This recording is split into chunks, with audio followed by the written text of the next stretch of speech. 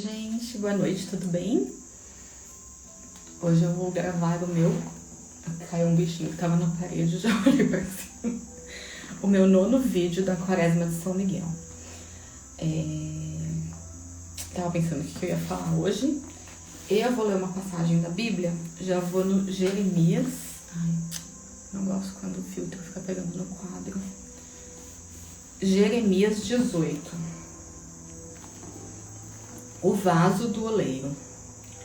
Foi dirigida a Jeremias a palavra do Senhor nestes termos: Vai e desce à casa do oleiro, e ali te farei ouvir minha palavra. Desci, então, à casa do oleiro, e o encontrei ocupado a trabalhar no torno. Quando o vaso que estava a modelar não lhe saía bem, como costuma acontecer nos trabalhos de cerâmica, punha-se a trabalhar em outro à sua maneira. Foi esta, então, a linguagem do Senhor: Casa de Israel, não poderei fazer de vós o que faz esse oleiro? Oráculo do Senhor.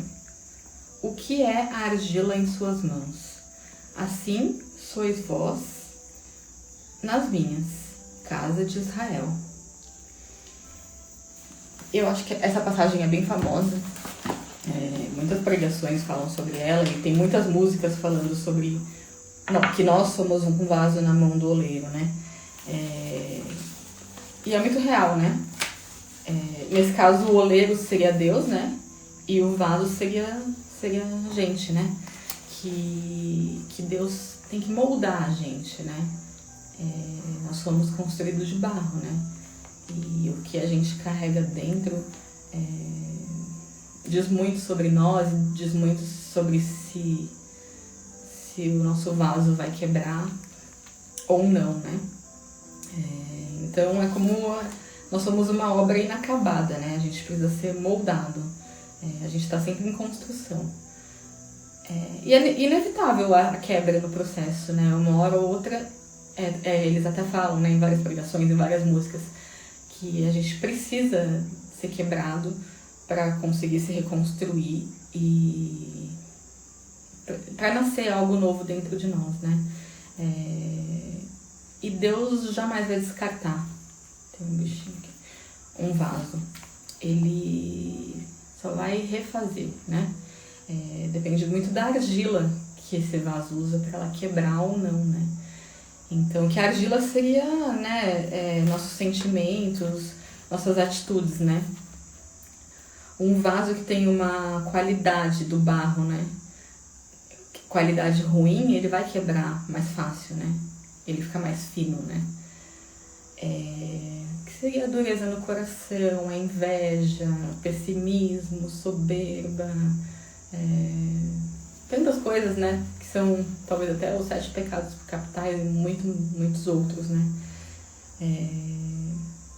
E os vasos que tem, né, o barro de boa qualidade, né, são vasos que carregam, né, dentro dele pureza, fé, fidelidade, obediência, amor ao próximo. E é muito isso, né? Deus é o oleiro e ele tem o controle total da nossa vida, né? Então não importa se o nosso barro, né, a argila, a qualidade tá ruim, tá fina e vai se quebrar, né? Às vezes a gente precisa que esse vaso seja quebrado para que ele possa ser reconstruído, né? Não importa o fracasso, todas as coisas que estão acontecendo de ruim na nossa vida, o quanto a gente já pecou, o quanto a gente foi por maus caminhos, né? A gente tem que sempre lembrar que o oleiro é Deus, né? E ele que tem o comando, que tem o controle, que pode reconstruir tudo, né? Gente, tem tanto bichinho porque tá calor, então fica muitos bichinhos, então tá difícil, né? Mas vamos lá. Voltando. Ele molda, né? Deus molda as nossas imperfeições, né? Então, e nenhum vaso é descartável. Você vê que o trabalho do oleiro, sempre ele vai moldando, né, aquele vaso. Mas ele nunca joga fora. De um vaso que não deu certo, ele vai fazer outro, né? Ele vai reconstruir. Então a nossa vida com Deus é muito disso, né? E Deus, ele às vezes te encontra do jeito que você tá, né? Com as suas imperfeições, com seus defeitos. E ele sempre tá com a gente. E quando a gente começa a perceber isso e nos colocamos na mão do oleiro, né? Damos essa liberdade pro oleiro, ele vai reconstruir e fazer do barro, do vaso, do barro de má qualidade, do vaso velho, ele vai reconstruir um novo, né? E esse vaso novo pode, com certeza, carregar dentro dele tantas coisas boas que a intenção mesmo é que ele transborde, né? Que transborde a água dele, né? Que transborde o amor do Senhor, né? Nas nossas vidas. Porque o que toda pessoa quer, você fala, o que mais você gostaria hoje, qual o seu maior sonho, o que você quer, né? E eu acho que, mesmo que você fale dinheiro, fama, ou quero ter uma casa, ou quero coisas materiais, no fundo, o que você sempre, o que tá no fundo de todos esses sentimentos é que a gente quer ser amado, né? Quem quer fama, quem quer dinheiro, quem quer uma casa nova para poder desfrutar da família ou para poder as pessoas verem e elogiarem. Tudo que as pessoas querem é o amor das outras pessoas, é o amor dos outros. Eu acho que a busca de tudo. Você fala, quero dinheiro, quero ter uma casa, mas o que você vai fazer com essa casa sozinho, né? Você sempre vai chamar alguém, você vai, né, vir da sua família. Então eu acho que o que todo mundo quer é o amor, né? E Deus, através, né, dessa analogia do vaso, né, das mãos, ele quer reconstruir, né? Quer reconstruir nossa vida, nossos valores, nossa fé.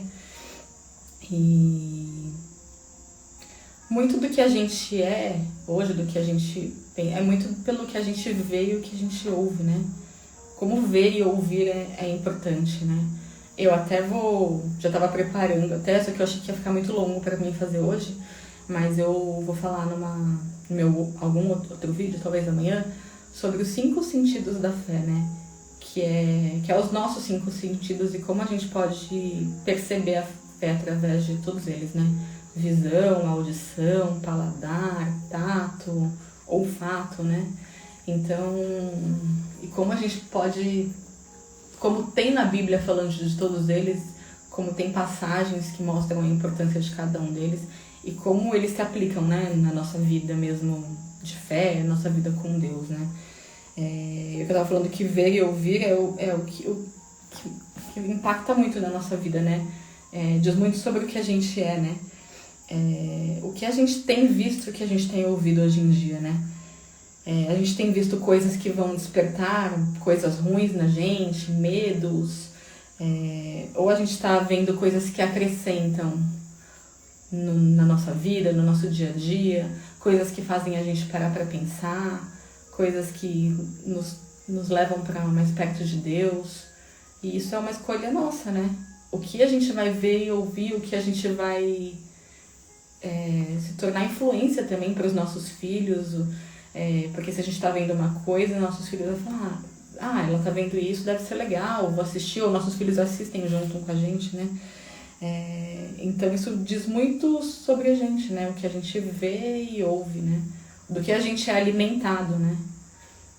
E a gente vê a Bíblia, a gente vê a Palavra de Deus, a gente ouve uma pregação, ou a gente está vendo coisas violentas, coisas que não acrescentam a gente nada, ouvindo músicas que, se você for ver a letra, nossa, às vezes a gente canta, né? E depois, quando a gente vai parar para ver a letra, a gente vê que não acrescenta em nada, não é nada construtivo, muito pelo contrário, né? Se torna uma influência negativa, né? Na nossa vida. E o que a gente ouve, até a gente, né? Fala mal de tantas coisas, né? Às vezes fala mal de marido, de filho, de irmã, de mãe, de pai. O que a gente tá com isso, né? O que traz isso pra gente, né? não trazem coisas boas. Se a gente só ficar falando, meu filho não tem jeito mesmo, já falei 1000 vezes pra ele, não adianta, meu marido, eu falo pra ele, só que tipo, ele sempre é grosso, ele sempre faz isso, né? Se a gente falar isso, não vai acrescentar em nada, a gente só vai ficar repetindo coisas ruins, criando um ambiente ruim, criando um ambiente de briga, criando situações ruins, uma energia ruim, né? E que não vai levar a nada, que não vai fazer com que evolua, que não vai melhorar a gente falar, né? Então, cada um tem o seu processo, o seu progresso, né? Então, a gente fica muito comparando, né? O marido dela faz isso, você não faz, sabe?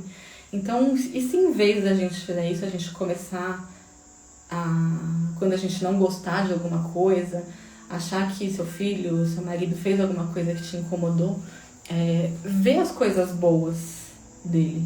É muito difícil, é um exercício que a gente tem que parar, né? Lógico que na hora a gente tá magoado, a gente tá, sabe, com um sentimento ruim, a gente não vai ficar. Mas para pensar por que ele fez isso. Talvez, né, ele esteja passando por um momento ruim também, ou talvez ele foi criado assim e ele não sabe fazer diferente.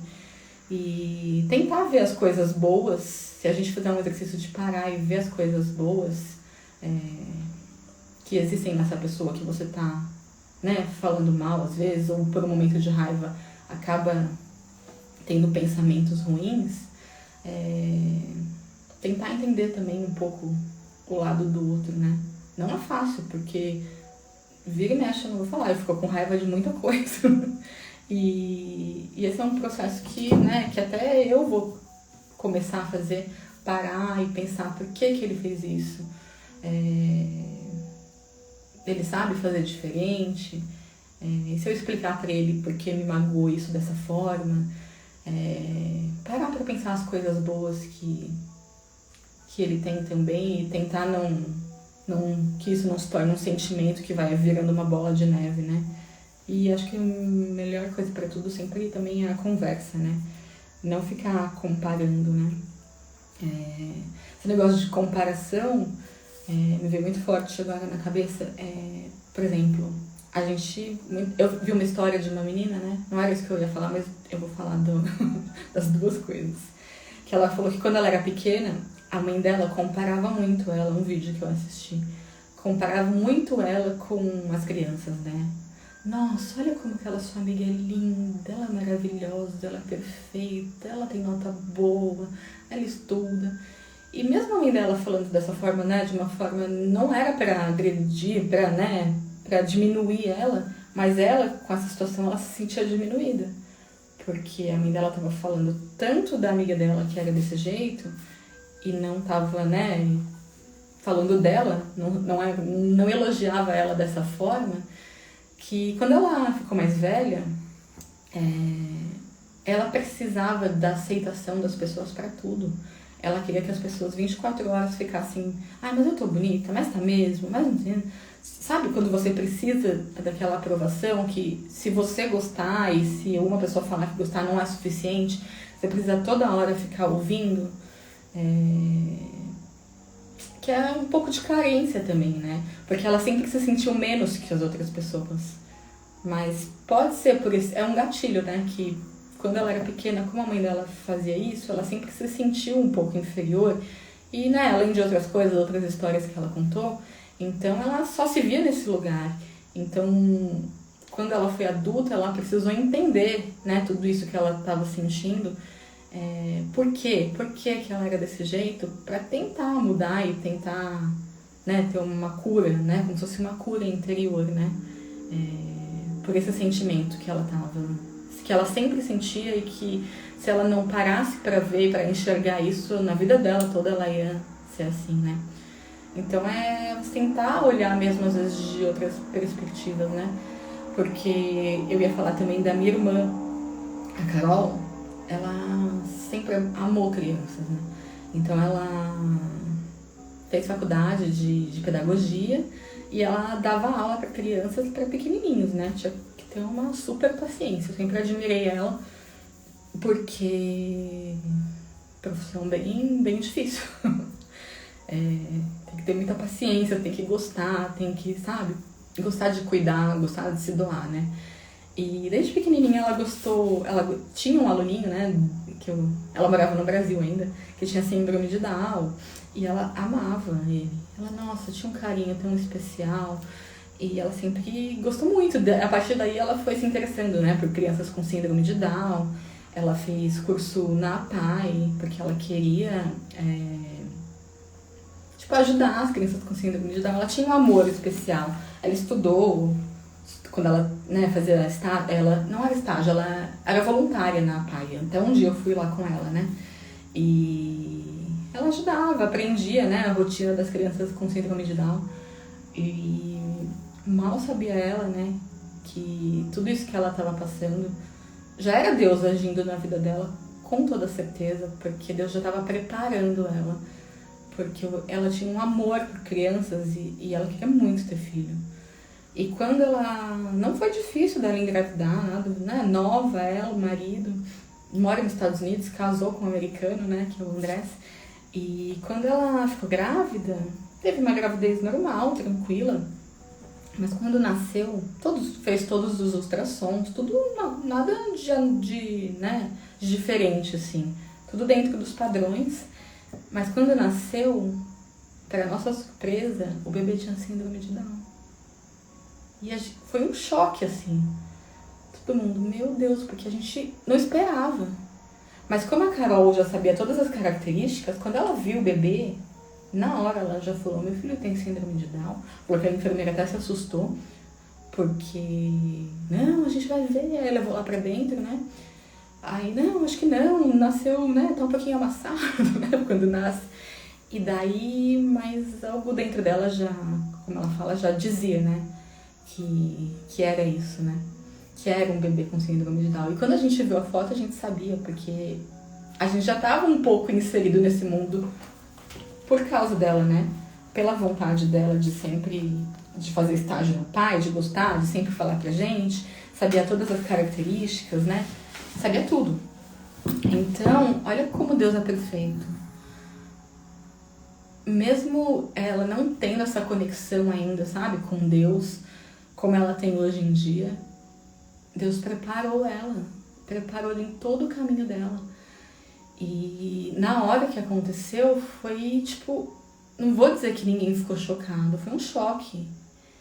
Então era o marido dela ainda, né, que não tinha tanta familiaridade nunca, né,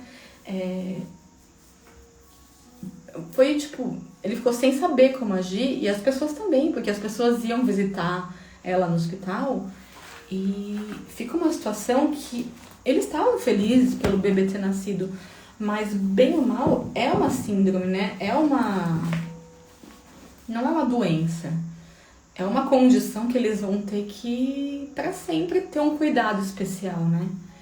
E eu lembro que as pessoas iam visitar no hospital e eu tava aqui, né? E eu, gente, em desespero, assim. Minha mãe entrou junto na sala de parto com ela, né? Meu pai tava lá na sala de espera, né? Então, todos nós ficamos chocados, né? E depois a gente até parou pra pensar, a gente recebeu um vídeo, né? Que é muito real para nossas situações de hoje em dia, né? A gente parar e tentar ver as coisas por outra perspectiva, né? Que é como eu já falei em alguns vídeos. É como se a gente tivesse, eles compararam, né? Você ter um bebê, uma criança com síndrome de Down. É como que durante toda a gravidez dela, como se ela estivesse preparando, né? Compararam a gravidez com uma viagem, né? Como se ela estivesse preparando para ir para a Itália. Aí ela prepara a mala dela, ela faz o roteiro de todos os passeios que ela vai fazer na Itália, as comidas que ela vai comer, o que tem de histórico na Itália, os museus, o que ela vai visitar, ela vai na casa de alguém que ela conhece, de algum amigo que ela conhece lá, ela vai explorar, né, tudo que a Itália pode oferecer para ela. E eles compararam como se fosse isso, né? A gravidez, você tá esperando, né? Que é a mesma situação, você tá esperando por um bebê, por uma criança, que você já sabe como vai ser, pelo menos, né, na regra, as características, assim, o que você vai ter que fazer. Você tem todo um manual, né, de como você vai... O roteiro, né, logo após você ter esse bebê, né, quais seriam os passos dele, qual seria, até 3 anos vai fazer isso, né, os marcos, né.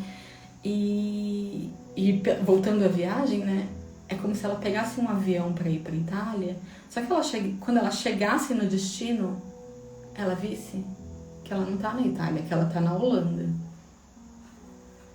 E daí, tipo, é um choque, porque, nossa, mas não era pra mim estar aqui, era pra mim estar na Itália.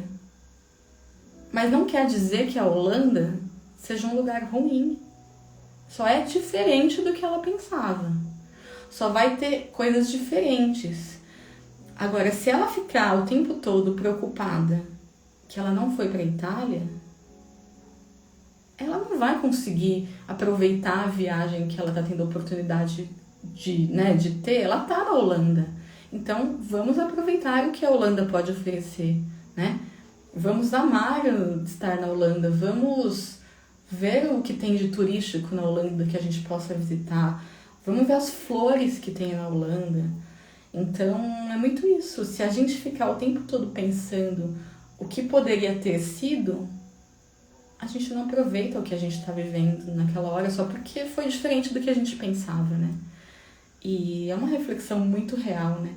Porque o Johnny é a melhor coisa que aconteceu na nossa vida. Ele é um amor, assim, até me emociona de falar dele.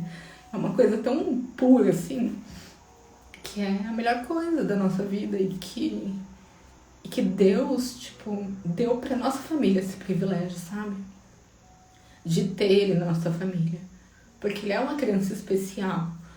E não é qualquer família que aceita, e não é qualquer família que tá preparada e que acolhe, né? Então, Deus trabalhou muito na gente isso, né? E a melhor coisa que aconteceu na minha vida, a relação dele com a minha mãe, se você vê, minha mãe é um amor, assim, e ele é tão puro, porque ele não vê maldade em nada. É uma inocência, assim, que se a gente para pra pensar, se todas as pessoas fossem assim, né? Ele sempre tá te abraçando, beijando. É uma pureza que não vê maldade em nada, sabe? E é muito especial, assim, a gente pensar. E quando aconteceu, né, a Carol recebeu muitas mensagens, né? E eu acredito muito nisso, que só pessoas especiais têm a condição de tratar, de ter esse cuidado, de ver que é um presente de Deus, né? Que a gente aprende tanto a cada dia com ele, sabe? Então é isso que eu falei, se a gente ficar só vendo as coisas ruins, os problemas, lógico que tem algumas limitações, o Johnny tem algumas limitações diferentes de outras crianças, tem alguns cuidados especiais, ele tem que fazer algumas terapias a mais, mas, gente, só o que ele traz pra nossa vida, sabe? Só o amor que ele traz. Minha mãe, assim, ele é a vida dela. Depois ainda que meu pai faleceu, a vida dela é cuidar dele. É fazer as coisinhas pra ele, sabe? Cada conquista dele é tão importante. Lógico que de todas as crianças, né? Dos nossos filhos. Mas é diferente porque ele é especial, porque ele não tem maldade, porque a gente tem que cuidar dele, a gente tem que proteger ele, né? Então, é uma graça muito grande, assim, que a gente recebeu. Deus confiou ele pra nossa família, né? Eu até tenho uma tatuagem aqui desse lado. Todos nós temos, né? Que é os 3 cromossomos, a trissomia do cromossomo 21, né? Que em vez de ter uma dupla, tem 3, né? E é muito as flechas que eles falam, né? Os poucos que têm sorte, chama The Luck Fill Tattoo, né? Os poucos que têm sorte de ter uma criança especial na família, né? E as setas indicam que antes de você ir pra frente, você é puxado pra trás. Mas se você não estiver preparado para ver todas as belezas que tem lá na frente, para ver quão longe você pode chegar, você não aproveita o caminho, o processo, essa bênção de Deus na nossa vida, sabe? Então, foi um ensinamento muito grande, uma graça muito grande. E a gente agradece todos os dias por a gente ter a oportunidade de conviver com uma pessoa como o Johnny. Eu sou madrinha dele, eu e o meu marido, né? E é a maior bênção da nossa vida, assim, ter ele como nosso afilhado, sabe? Poder trazer um pouquinho a palavra de Deus pra ele, sabe? Quando ele veio pra cá, agora faz pouco tempo, a gente foi pra Aparecida. E ele com a mãozinha assim, rezando, aquela mãozinha pequenininha. Nossa, a coisa mais linda. Eu tenho até uma foto. É muito lindo. É muito especial, sabe? Então, a gente tem que amar o próximo, né? Voltando ao assunto, né, que eu tava falando. Deus quer isso da gente, né? E por mais que a gente às vezes pense que como eu posso ajudar as outras pessoas, se eu mesma tô ferrado, se eu mesmo não tenho dinheiro, né? Que a gente sempre fala, tem uns bichinhos aqui, porque tá muito calor hoje. Então a gente vê que às vezes pequenas atitudes nossas, como você parar pra ouvir alguém, ou dar um conselho, você pode salvar a pessoa de tanta coisa. Muitas pessoas que pensam em se suicidar, em se matar, às vezes tem tantos relatos que a gente ouve que foi alguma pessoa que teve a paciência de falar com ela, de falar uma palavra de Deus para ela, de levar ela para a igreja, de fazer alguma coisa que ela conseguiu enxergar sobre uma perspectiva diferente, né? Então, mesmo que a gente pense que a gente está fazendo pouco, vamos fazer, mesmo que pra gente seja pouco. Mas às vezes o pouco que a gente acha que a gente está fazendo é tanto para aquela pessoa. Não precisa ser coisas materiais, né? Pode ser experiências, pode ser você levar no parque algum sobrinho seu, sabe? Que às vezes sua irmã, sua mãe não tem tempo de, sabe? Proporcionar alguma coisa pra pessoa, levar no shopping. Tem uma sobrinha minha que ela sempre teve né? Os pais dela super esforçados, assim, trabalham. A mãe dela é costureira, o pai dela é tapeceiro. E sempre teve uma vida difícil, sabe? De muita luta, muito trabalho. Nunca teve condições de ter, né, coisas que ela gostaria, porque deve ser muito difícil você ser criança e querer ter as coisas. E difícil tanto para os pais quanto para a criança e você não poder ter e não poder comprar, né? Então, e ela é um amor, assim. Ela sempre que eu e o Jair, mesmo antes de ter a Lu, que a gente podia, eu levava ela no shopping, eu comprava roupa pra ela que ela queria, eu levava ela pra passear. Depois que teve a Lu, né? Nossa, ela cuida da Lu como se fosse uma irmã, assim. Hoje ela tem... Vai brigar comigo se eu acho que é 21. Ela assiste meus vídeos. Então, ela tem 21 anos. Então, sempre que a gente ia viajar de férias, nós três, vamos levar a Camila, sabe? Então, pra ela, imagina como era importante isso, sabe? De a gente ter o cuidado de pensar nela, de levar ela. E não é que, né? São experiências, você tá junto, você dar atenção. Tanto que, nossa, o que ela me ajudou, assim, ela é um amor, ela super esforçada. Ela, muito estudiosa, ela tinha tudo, assim, pela vida que ela teve, pelo lugar onde ela nasceu, sabe? Pelas condições de, sabe, não conseguir fazer uma faculdade, mas ela sempre, desde pequena, ela sabe inglês muito melhor do que eu, mas também não é difícil saber mais do que eu, porque o meu é muito mímica. Mas porque eu nunca fui atrás e nunca, né, me interessei. Ela sabe falar inglês fluente. Ela fez o curso da igreja que tinha lá perto da casa dela, porque ela foi atrás e estudava a parte, e pegava o que ela aprendia, perguntava pro professor. Então é tudo muito isso, né? Quando eu falei que a sua caminhada, a sua intimidade, o seu progresso depende tanto de você, né? Ela é um exemplo tão claro pra mim disso. E tá na faculdade, tá no Mackenzie, com bolsa de 100%, fazendo faculdade de farmácia. E tá se destacando, assim, é uma das melhores alunas da classe. Ela conseguiu bolsa porque ela estudou muito para a prova. Então ela nunca duvidou dela, não importa de onde ela saiu, ela tinha esse sonho e ela sabia que ela podia, sabe? Então eu tenho muito orgulho, assim, de falar dela. Eu confesso que eu talvez não teria essa força que ela teve, porque essa entrega, né? Porque ela passou dias, noites de adolescente sem sair, sem fazer nada, só estudando. Ela virava a noite estudando, sabe? E eu tenho certeza que o futuro dela, assim, Deus tem preparado um futuro brilhante pra ela, assim, porque ela merece tanto, sabe? Ela se esforçou tanto e ela busca muito, né? Então, eu fico muito feliz de poder um dia ter proporcionado alguma coisa que deixou ela feliz, sabe?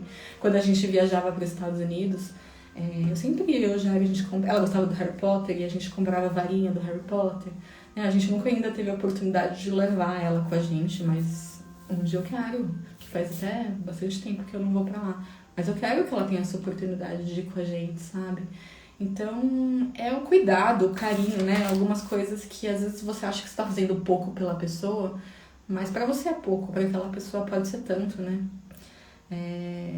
Se a gente esperar a gente tá totalmente bem, tipo, ai, não, só vou ajudar quando eu tiver dinheiro sobrando. Daí nunca, tipo, a gente não vai demorar muito pra gente conseguir, sabe? Então a gente pode fazer o bem em pequenas coisas, assim. Não precisa a gente estar no auge no topo da nossa carreira, ganhando milhões pra gente parar e ajudar alguém. Tanta gente, sabe, que é tão pobre de bens, assim, materiais, mas é tão rico de espírito, ajuda tantas pessoas. Pra falar. O que eu falei, o caso ontem do morador de rua, que parou e ajudou a mulher que estava no farol, sabe, com uma palavra, falando para ela procurar Deus, que tudo ia melhorar. Então, não são só coisas materiais, né? A gente dá muito o que a gente tem dentro da gente, né? O que tá no nosso vaso, né? Que é isso, né? E uma coisa que eu me acostumei, né? Que eu sempre faço, eu sempre anoto muito as coisas de Deus, o que o Espírito Santo me fala, ou sonhos, ou coisas que aconteceram que foram importantes, ou metas, ou conquistas. Eu tenho um caderninho que eu anoto tudo.